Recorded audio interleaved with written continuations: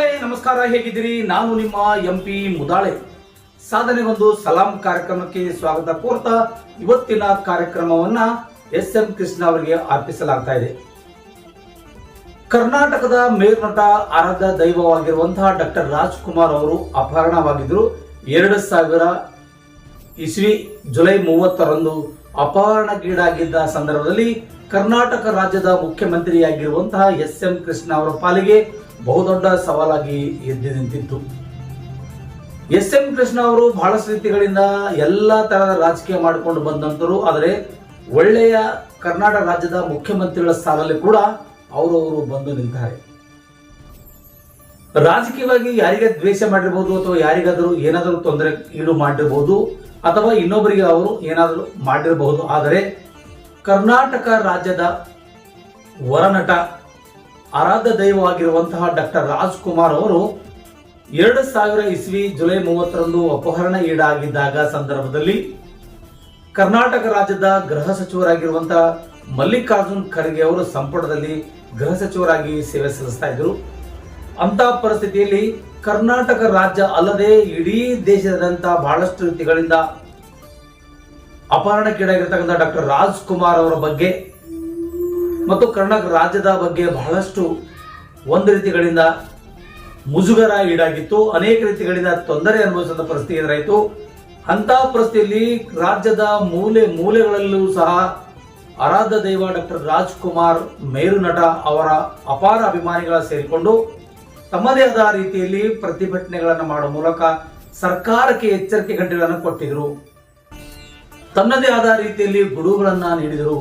ಆದ್ರೂ ಕೂಡ ಅಂತ ಸಾಲು ಸಾಲು ಸವಾಲುಗಳನ್ನ ಸ್ವೀಕಾರ ಮಾಡಿಕೊಂಡು ಡಾಕ್ಟರ್ ರಾಜ್ಕುಮಾರ್ ಅವರನ್ನ ಕಾಡುಗಳ ನರಹಂತಕ ವೀರಪ್ಪನ್ ಅವರಿಂದ ಬಿಡಿಸಿಕೊಂಡು ಬಂದಿರುವಂತಹ ಸಂದರ್ಭ ನಾವು ಅವಲೋಕನ ಮಾಡಿದಾಗ ಇದು ಒಂದಿಷ್ಟು ಸಾಧನೆ. ಆ ಸಾಧಕರಿಗೊಂದು ಸಲಾಂ ಅನ್ನುವಂತಹ ಕಾರ್ಯಕ್ರಮ ಇವತ್ತು ನಮಗೆ ಮನಸ್ಸಿಗೆ ತಾಟುವಂತಾಗಿದೆ ಅಂತಕ್ಕಂಥ ಮಾತನ್ನ ಇಲ್ಲಿ ಹೇಳಬೇಕಾಗಿದೆ. ಬಂಧುಗಳೇ, ತಮಗೆಲ್ಲ ಗೊತ್ತಿರುವ ಹಾಗೆ ಕರ್ನಾಟಕ ರಾಜ್ಯದ ಮೇರುನಟ ಗಾಜನೂರಿನಲ್ಲಿ ತಮ್ಮ ಸ್ವಂತ ಊರಿಗೆ ಹೋಗಿ ಅಲ್ಲಿ ಊಟ ಮಾಡಿಕೊಂಡು ಒಂದಿಷ್ಟು ವಾಯುವರ್ಗೆಂದು ತೆರಗಿದಾಗ ಕಾಡುಗಳ ವೀರಪ್ಪನ್ ಮತ್ತು ನರಹಂತಕ ವೀರಪ್ಪನ್ ಸೇರಿಕೊಂಡು ಸುಮಾರು 4-5 ಜನ ಬಂಧುಗಳನ್ನು ಹಿಡಿದುಕೊಂಡು ಬಂದು ಡಾಕ್ಟರ್ ರಾಜ್ಕುಮಾರ್ ಅವರನ್ನ ಗಾಜನೂರಿನಲ್ಲಿ ಕಿಡ್ನಾಪ್ ಮಾಡಿರುವಂತ ಘಟನೆ ನಮಗೆಲ್ಲ ಗೊತ್ತಿರೋ ಹಾಗೆ ಆ ಒಂದು ಸಂದರ್ಭದಲ್ಲಿ ಗೋವಿಂದ್ ಮತ್ತು ನಾಗಣ್ಣ ಅಂತಕ್ಕಂಥವ್ರು ಡಾಕ್ಟರ್ ರಾಜ್ಕುಮಾರ್ ಜೊತೆಯಲ್ಲಿ ಅಪಹರಣಕ್ಕೀಡಾಗಿದ್ರು. ಅಂತ ಒಂದು ದಿಗ್ಬಂಧ ಪರಿಸ್ಥಿತಿಯಲ್ಲಿ ಸರಳವಾಗಿ ಮತ್ತು ಅತಿ ಸರಳವಾಗಿ ಸ್ವೀಕಾರಗಳನ್ನ ಮಾಡಿಕೊಂಡು ಕರ್ನಾಟಕ ರಾಜ್ಯದ ಮುಖ್ಯಮಂತ್ರಿ ಯಾರಾದರೂ ಇದ್ದಾರೆ ಅಂದ್ರೆ ಅದು ಎಸ್.ಎಂ. ಕೃಷ್ಣ ಅಂತ ಹೇಳಿ ನಾವು ಹೇಳಿಕ್ಬೇಕು. ಯಾಕಂದ್ರೆ ಎಲ್ಲ ವಿಚಾರಗಳು ಮಾಡಿದಾಗ ನರಹಂತಕ ವೀರಪ್ಪನ್ ಯಾರಿಗೂ ಸುಮ್ಮನೆ ಬಿಡೋದಿಲ್ಲ ಅನ್ನೋದನ್ನ ಎಲ್ಲರಿಗೂ ಗೊತ್ತಿತ್ತು. ಆದ್ರೂ ಕೂಡ ಯಾಕೋ ಏನೋ ಗೊತ್ತಿಲ್ಲ, ಡಾಕ್ಟರ್ ರಾಜ್ಕುಮಾರ್ ಕಂಡ್ರೆ ವೀರಪ್ಪನ್ ಕೂಡ ಅಷ್ಟು ಪ್ರೀತಿಯಾಗಿತ್ತು, ಅಷ್ಟು ಪ್ರೇಮವಾಗಿತ್ತು. ಅವರು ನಡೆದಾಡುವಂತ ಕೆಲಸ ಮಾಡಿದಾಗ ಆ ಡಾಕ್ಟರ್ ರಾಜ್ಕುಮಾರ್ ಅವರ ಒಂದು ವಿಚಾರಧಾರೆಗೆ ಮನಗಂಡು ನೇರವಾಗಿ ಸೋತ್ ಹೋಗಿದ್ದ ನರಹಂತಕ ವೀರಪ್ಪನ್. ಇಲ್ಲ ಅಂದ್ರೆ ಅವನು ಯಾರ್ಯಾರಿಗೋ ಎಲ್ಲೆಲ್ಲೋ ಕೊಲ್ಲಿ ತನ್ನ ದೇಹದ ಅಂಗಾಂಗಗಳನ್ನ ಕಳಿಸಿರುವಂತ ಕೆಲಸ ಮಾಡ್ತಾ ಇದ್ದ ಈ ನರಹಂತಕ ವೀರಪ್ಪನ್. ಅಂತ ಪರಿಸ್ಥಿತಿಯಲ್ಲಿ ಡಾಕ್ಟರ್ ರಾಜ್ಕುಮಾರ್ ಬದುಕಿ ಬರೋದಿಲ್ಲ ಅಂತಕ್ಕಂಥ 100% ಸತ್ಯಾಂಶ ಜನರಿಗೆ ಗೊತ್ತಿದ್ರೂ ಸಹ ಸಂಧಾನದ ಮೂಲಕ ತಮಿಳುನಾಡಿನ ಮುಖ್ಯಮಂತ್ರಿ ಕುಮಾರಿ ಜಯಲಲಿತಾ ಅವರನ್ನ ಸೇರಿಕೊಂಡಂತೆ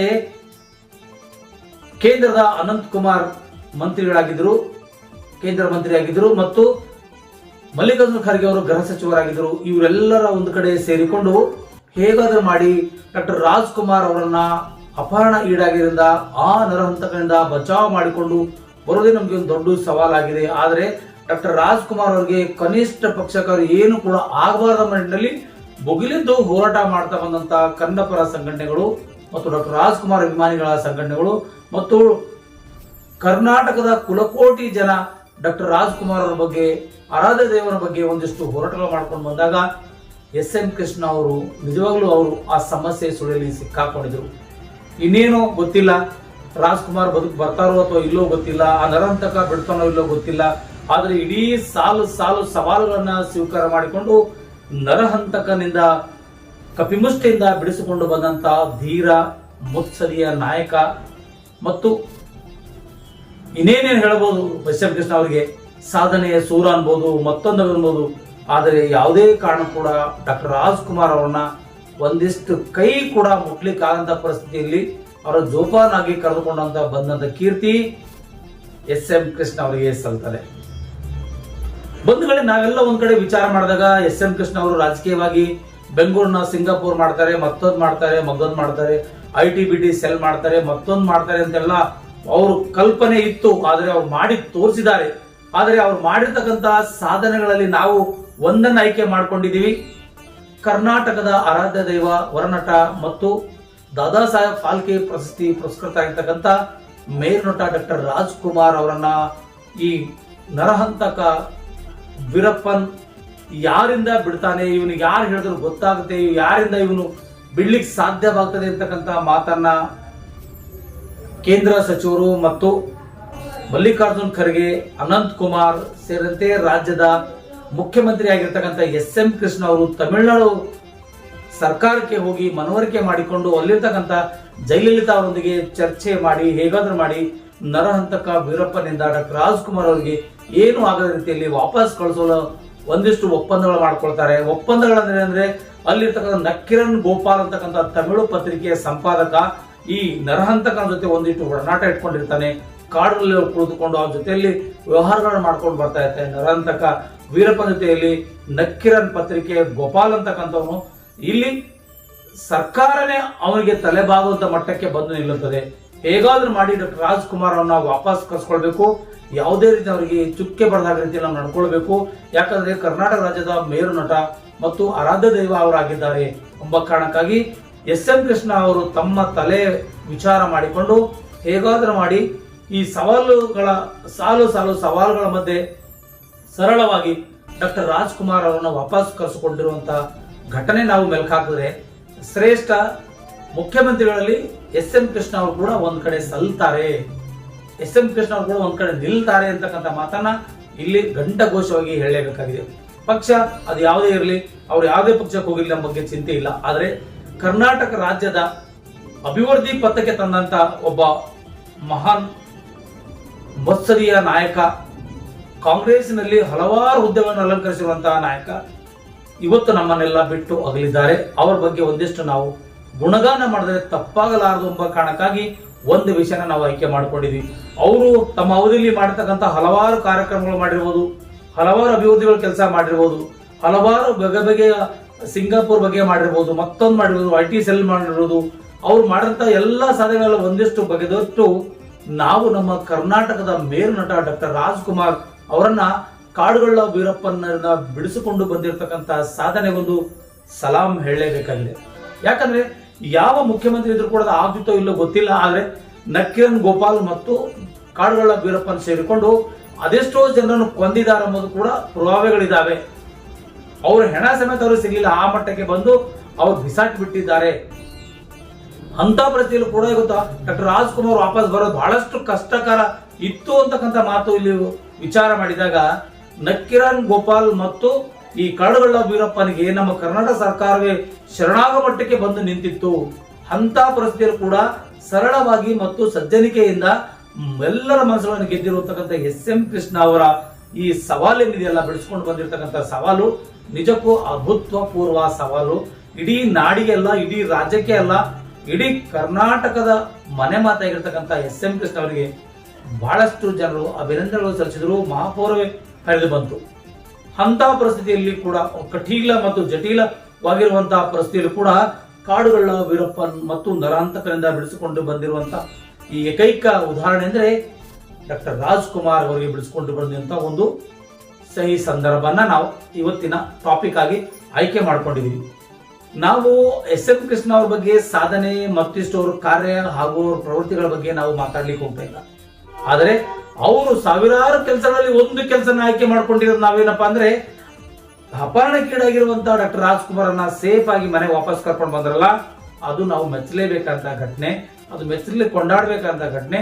ಇಡೀ ರಾಜ್ಯವೇ ಕುಣಿದಾಡು ಹರ್ಷದಿಂದ ಉಲ್ಲಾಸದಿಂದ ಅವ್ರು ಬರಮಾಡಿಕೊಂಡು ಬಂದಾಗ ಹರ್ಷ ಉದ್ಧಾರವೇ ಹೇಗಿತ್ತು ಅನ್ನೋದ್ರೆ ನಿಜಕ್ಕೂ ಒಂದಿಷ್ಟು ಮೈ ರೋಮಾಂಚನವಾಗ್ತಿತ್ತು. ಒಂದು ಕಡೆಯಿಂದ ಸವಾಲುಗಳ ಮೇಲೆ ಸವಾಲು ಹಾಕಿಕೊಂಡು ಸಾಲು ಸಾಲು ಸವಾಲುಗಳನ್ನು ಎದುರಿಸಿರುವಂತಹ ಏಕೈಕ ಧೀಮಂತ ನಾಯಕ ಯಾರಾದ್ರೂ ಇದ್ದಾರೆ ಅಂದ್ರೆ ಆ ಒಬ್ಬ ಎಸ್.ಎಂ. ಕೃಷ್ಣ ಅಂತಕ್ಕಂಥ ಮಾತನ್ನ ಇಲ್ಲಿ ಹೇಳಲೇಬೇಕಾಗಿದೆ. ಎಸ್.ಎಂ. ಕೃಷ್ಣ ಅವರು ಮುಖ್ಯಮಂತ್ರಿಗಳಿದ್ದಾಗ ನಮ್ಗೆ ಅಷ್ಟು ಬುದ್ಧಿವಂತಿಕೆ ಇತ್ತೋ ಇಲ್ವೋ ಗೊತ್ತಿಲ್ಲ, ಅಥವಾ ನಾವು ಅಷ್ಟು ಮಟ್ಟಕ್ಕೆ ಬೆಳೆದಿವೋ ಇಲ್ಲೋ ಗೊತ್ತಿಲ್ಲ. ಆದರೆ ಅವರು ಮಾಡಿರುವಂತಹ ಕಾರ್ಯ ಸಾಧನೆ ಮತ್ತು ಅವರು ಕೊಟ್ಟಿರ್ತದ ಕೊಡುಗೆಗಳನ್ನ ನಾವು ಆಲೋಚನೆ ಮಾಡಿದಾಗ ಏಕೈಕ ನಮಗೆ ಕೊಡುಗೆ ನನಗೆ ಕಣ್ಣಿಗೆ ಕಾಣಿಸ್ತಾ ಇರೋದು ಡಾಕ್ಟರ್ ರಾಜ್ಕುಮಾರ್ ಅವರ ಅಪಹರಣ ಒಂದು ಅಂಶವಾಗಿತ್ತು. ನಾವೆಲ್ಲ ಅನ್ಕೊಂಡಿದೀವಿ, ನಾವು ರಸ್ತೆಗಿಳಿದು ಹೋರಾಟ ಮಾಡಿದೀವಿ, ಮೂಲೆಗಳು ಕೂಡ ಜಗಳ ಆಯ್ತು, ರಸ್ತೆಗಿಳಿದು ಹೋರಾಟ ಮಾಡಿದ್ರು, ಬೆಂಕಿ ಹಚ್ಚುವಂತ ಕೆಲಸ ಆಯ್ತು, ಟೈರ್ ಸುಡುವಂತ ಕೆಲಸ ಆಯ್ತು, ಎಲ್ಲ ಆಯ್ತು. ಆದ್ರೂ ಕೂಡ ಎಲ್ಲವನ್ನ ಸಲೀಸಾಗಿ ಸ್ವೀಕಾರ ಮಾಡಿಕೊಂಡು ಬಂದಂತ ಒಬ್ಬ ಸರಳ ಸಜ್ಜನಿಕೆಯ ವ್ಯಕ್ತಿ ಯಾರಾದ್ರೂ ಇದ್ದಾರೆ ಅಂದ್ರೆ ಎಸ್.ಎಂ. ಕೃಷ್ಣ ಅವರು ಇದ್ದಾರೆ ಅಂತಕ್ಕಂಥ ಮಾತನ್ನ ಇಲ್ಲಿ ನಾವು ಹೇಳಲೇಬೇಕಾಗುತ್ತೆ. ತಮಗೆಲ್ಲ ಗೊತ್ತಿರೋ ಹಾಗೆ ಡಾಕ್ಟರ್ ರಾಜ್ಕುಮಾರ್ ಅವರ ಜೊತೆಯಲ್ಲಿ ಇಬ್ರು ಜನ ಹೋಗಿದ್ರು, ಗೋವಿಂದ ಮತ್ತು ನಾಗಣ್ಣ ಅಂತೇಳಿ. ಡಾಕ್ಟರ್ ರಾಜ್ಕುಮಾರ್ ಜೊತೆ ಇದ್ದಂತವರೇ ಅವತ್ತು ಅವರ ಆಪ್ತರನ್ನ ಅಲ್ಲಿ ಇರುವಂತಹ ಸಂದರ್ಭದಲ್ಲಿ ನರಹಂತಕ ಕಾಡುಗಳ ವೀರಪ್ಪನ್ ಅಪಹರಣ ಮಾಡಿಕೊಂಡು ಹೋಗಿದ್ರು. ಆದರೆ ಕರ್ನಾಟಕಕ್ಕೆ ಸಾಕಷ್ಟು ಬೇಡಿಕೆಗಳನ್ನು ಇಟ್ಟುಕೊಂಡಿದ್ದ ಈ ನರಹಂತಕ ವೀರಪ್ಪನ್ ಕೊನೆಗೊಂದು ದಿವಸ ಏನಾಯ್ತಪ್ಪ ಅಂತಂದ್ರೆ ಡಾಕ್ಟರ್ ರಾಜ್ಕುಮಾರ್ ಜೊತೆಯಲ್ಲಿರುವಂತಹ ನಾಗಣ್ಣವನ್ನ ಕೊಲೆ ಮಾಡಿ ಮೃತದೇಹನ ಕರ್ನಾಟಕಕ್ಕೆ ಬಿಟ್ಟು ಹೋಗಿದ್ದ. ಆ ಒಂದು ವಿಚಾರ ತೆಗೆದುಕೊಂಡಾಗ ನಮ್ಮ ರಾಜ್ಕುಮಾರ್ ಅವರು ವಾಪಸ್ ಬರೋದೇ ಇಲ್ಲ, ಅವರು ಕೂಡ ಕೊಲೆ ಮಾಡ್ತಾನೆ ಅಂತಕ್ಕಂಥ ಆಲೋಚನೆಗೆ ಹೋಗ್ಬಿಟ್ಟು ಅನೇಕ ಕನ್ನಡಿಗರು ಬುಗಿಲಿದ್ದು ಹೋರಾಟಗಳ ಮಾಡ್ತಾ ಬಂದಂತ ಮಹಾನ್ ಒಬ್ಬ ನಾಯಕ, ಸರಳವಾಗಿ ಸಜ್ಜನಿಕೆಯಿಂದ ಮತ್ತು ಎಲ್ಲರ ಹೃದಯಗಳನ್ನ ಗೆದ್ದುಕೊಂಡು ಬಂದು ಡಾಕ್ಟರ್ ರಾಜ್ಕುಮಾರ್ ಅವನ್ನ ಸಲೀಸಾಗಿ ಬಿಡಿಸಿಕೊಂಡು ಬಂದಂತ ಏಕೈಕ ವೀರ, ಧೀರ, ಸೂರ ಏನಾದ್ರೂ ಅನ್ಕೊಳ್ಳಿ ನೀವು, ಅಂತ ಎಲ್ಲ ಪದಗಳು ಕೂಡ ಈ ಒಂದು ನಮ್ಮ ಎಸ್.ಎಂ. ಕೃಷ್ಣ ಅವರಿಗೆ ಸಲ್ಲಬೇಕು ಅಂತಕ್ಕಂಥ ಮಾತನ್ನ ಈ ಒಂದು ಮೂಲಕ ನಾವು ಹೇಳ್ತಾ ಇದ್ದೀವಿ. ಯಾಕಂದ್ರೆ ಇಡೀ ಕರ್ನಾಟಕ ರಾಜ್ಯದ ಮೂಲೆಗಳಲ್ಲಿ ಕೂಡ ಬೆಂಕಿ ಹತ್ತಿದ್ದು ಡಾಕ್ಟರ್ ರಾಜ್ಕುಮಾರ್ ಅಪಹರಣದಿಂದಾಗಿ. ಅಲ್ಲಿ ಯಾವುದೇ ಪಕ್ಷ, ಜೆಡಿಎಸ್, ಬಿಜೆಪಿ, ಮಗದೊಂದು ಯಾವುದಿಲ್ಲ, ಎಲ್ಲ ಜಾತಿ ಜನಾಂಗದವರು ಸೇರಿಕೊಂಡು ಪ್ರತಿಭಟನೆಯಲ್ಲಿ ಭಾಗವಹಿಸಿ ಕರ್ನಾಟಕ ಸರ್ಕಾರಕ್ಕೊಂದು ಸವಾಲಾಗಿ ಸ್ವೀಕಾರ ಮಾಡ್ಕೊಂತ ಬಂದಂತ ಈ ಒಂದು ಎಸ್.ಎಂ. ಕೃಷ್ಣ ಅವರು ಎಲ್ಲ ಜನರ ಮನಸ್ಸು ಗೆಲ್ಲುವಂತ ಪ್ರಯತ್ನಕ್ಕೆ ಕೈ ಹಾಕಿ ಆ ನರಹಂತಕ ಕಾಡುಗಳ ವೀರಪ್ಪನ್ ಜೊತೆ ಸೇರಿಕೊಂಡು ಹೇಗೆಲ್ಲ ಬಿಡಿಸ್ಕೊಂಡು ಬಂದರು ಎಂಬುದರ ಬಗ್ಗೆ ನಾವು ನಿಮಗೆ ಒಂದಿಷ್ಟು ಸಾಧನೆ ಬಗ್ಗೆ ತಿಳಿಸ್ಲಿಕ್ಕೆ ಹೊರಟಿದೀವಿ ಹೊರತು ಬೇರೇನಿಲ್ಲ. ಆದ್ರೆ ಈ ನರಹಂತಕನ ಜೊತೆಯಲ್ಲಿ ನಕ್ಕಿರನ್ ಪತ್ರಿಕೆಯ ಸಂಪಾದಕ ಆಗಿರ್ತಕ್ಕಂಥ ಗೋಪಾಲ್ ಏನಿದಲ್ಲ, ಆ ಗೋಪಾಲ್ ಕೂಡ ಇವರಲ್ಲಿ ಬಹಳಷ್ಟು ಸರ್ಕಾರದಿಂದ ಸಾಕಷ್ಟು ರೀತಿಗಳಿಂದ ಬೇರೆ ಬೇರೆ ಡಿಮಾಂಡ್ಗಳನ್ನ ಪಡೆದುಕೊಂಡಿದ್ದ ಅಂತಕ್ಕಂಥ ಮಾತು ಒಂದಿಷ್ಟು ಕೇಳಿ ಬಂದಿತ್ತು.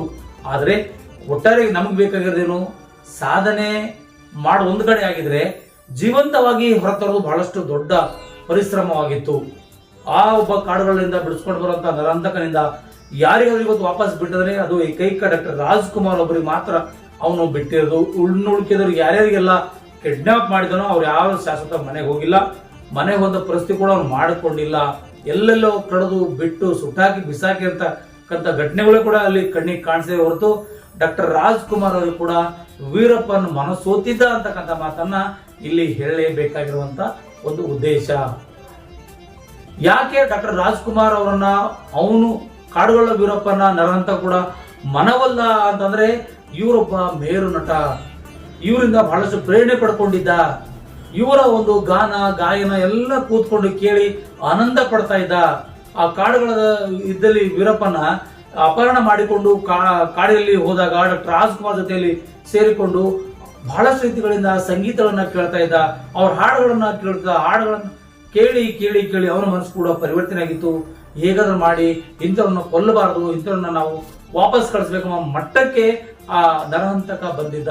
ಅಂತ ಪರಿಸ್ಥಿತಿಯಲ್ಲಿ ಹೇಗೋ ಒಂದು ಕಡೆ ತಮ್ಮ ಪರಿಶ್ರಮನ ಹಾಕಿ ಬೇರೆ ಬೇರೆ ರಾಜ್ಯ ಮತ್ತು ಕೇಂದ್ರಗಳಿಗೆ ಹೋಗಿ ಮನವರಿಕೆ ಮಾಡಿಕೊಂಡು ತಮಿಳುನಾಡು ಸರ್ಕಾರ ಜೊತೆಯಲ್ಲಿ ಒಪ್ಪಂದ ಮಾಡಿಕೊಂಡು ಡಾಕ್ಟರ್ ರಾಜ್ಕುಮಾರ್ ಅವರನ್ನ ಸೇಫ್ ಆಗಿ ಬಿಡುಗಡೆ ಮಾಡಿಕೊಂಡು ಬಂದಂತ ಏಕೈಕ ವ್ಯಕ್ತಿ ಮತ್ತು ಧೀಮಂತ ನಾಯಕ ಯಾರು ಅಂದ್ರೆ ಅವರು ಎಸ್.ಎಂ. ಕೃಷ್ಣ ಅವರಾಗಿದ್ದಾರೆ ಅಂತಕ್ಕಂಥ ಮಾತನ್ನ ಇಲ್ಲಿ ನಾವು ಹೇಳಲೇಬೇಕಾಗಿದೆ.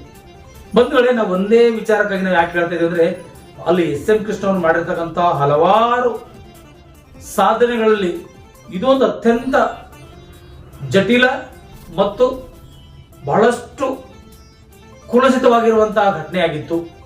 ಅಂತ ಪರಿಸ್ಥಿತಿಯಲ್ಲಿ ಕೂಡ ಡಾಕ್ಟರ್ ರಾಜ್ಕುಮಾರನ್ನ ಏನು ಅವ್ರ ಕೈಗೆ ಒಂದಿಷ್ಟು ಮಣ್ಣು ಹತ್ತದಂಗೆ ನೋಡ್ಕೊಂಡು ಬಂದಂತ ಏಕೈಕ ವ್ಯಕ್ತಿಯನ್ನ ಬಿಡಿಸ್ಕೊಂಡು ಬಂದಿರುವಂತಹ ಸಾಧನೆ ಯಾರಿಗಾದ್ರೂ ಸಲ್ಲುತ್ತದೆ ಅಂದ್ರೆ ಅದು ಎಸ್.ಎಂ. ಕೃಷ್ಣ ಅವರಿಗೆ ಮಾತ್ರ ಸಲ್ಲುತ್ತದೆ.